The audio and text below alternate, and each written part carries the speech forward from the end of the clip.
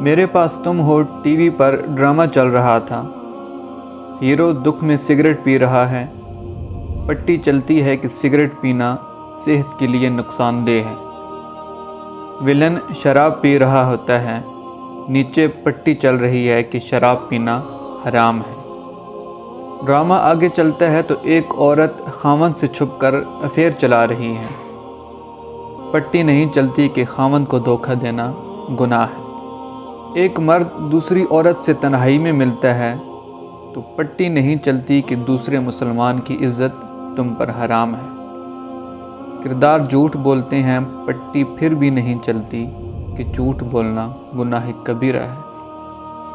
شادی میں مرد و عورت لپٹ کر ناچ رہے ہیں، پٹی پھر بھی خاموش ہے۔ کیا ہمارے معاشرے کو صرف سگریٹ اور شراب سے خطرہ ہے؟ باقی سب جائز ہے۔